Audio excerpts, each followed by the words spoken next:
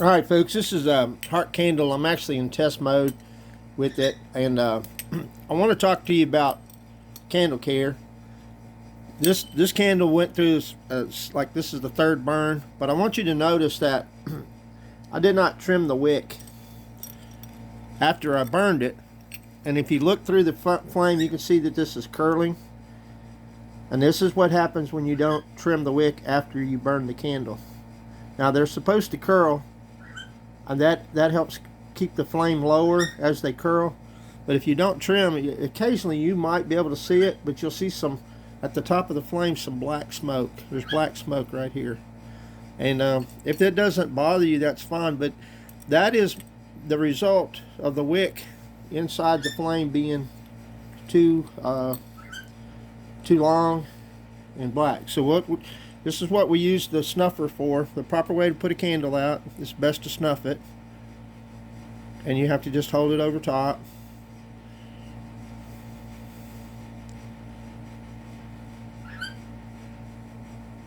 Okay, now then, you see how those wicks are. Now the little wick trimming kit's really nice because it'll catch the top of it, won't get in the candle, and the size of this, if I can zoom in there, is about the right size for wicking the candle, about 1/4 of an inch. I don't always go down on it, but when you catch it, you have the cut off here so it won't get in your candle. And I'm just trimming that top portion. Be careful because you can get too low.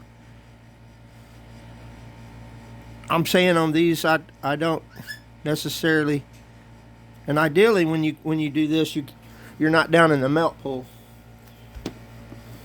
because with that, if you get too low, you'll have a short wick. Then we relight.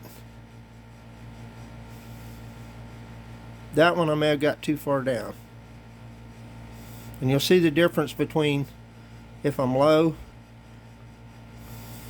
If you cut it too short, what you're going to get is that short one. That one's going to struggle. What happens is if you get it too short, the flame is down in the melt pool. Okay, and if it's down in the melt pool, the wax is trying to drain it. But if you've already done this, watch what happens when I do this. If I turn it, you see how it went out?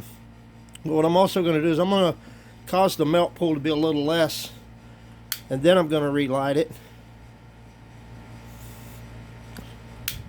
Hopefully, trying to get too much wax on it.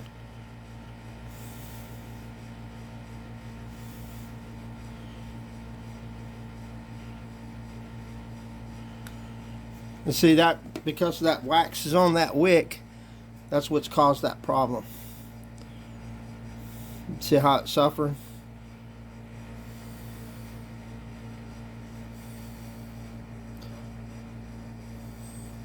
You can work on that by using, I use a little pipette sometimes and pull out some of the pool. But what I'm trying to do is achieve a even melt pool. Now I'm telling everybody that because half the people that buy a candle don't know this, don't care. Sometimes they get a good one, sometimes they get a bad one. That one will eventually, it'll either go out there or it'll come back. But that's what can happen when you don't trim it right. These will burn, but you'll also notice the smoking's not there. And like I said, all I got to do is I could turn them all out, get the melt pool out. As this builds this heat up, it will start melting the sides and it'll fall back in.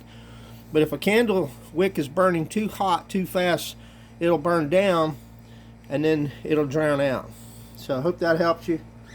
Good day.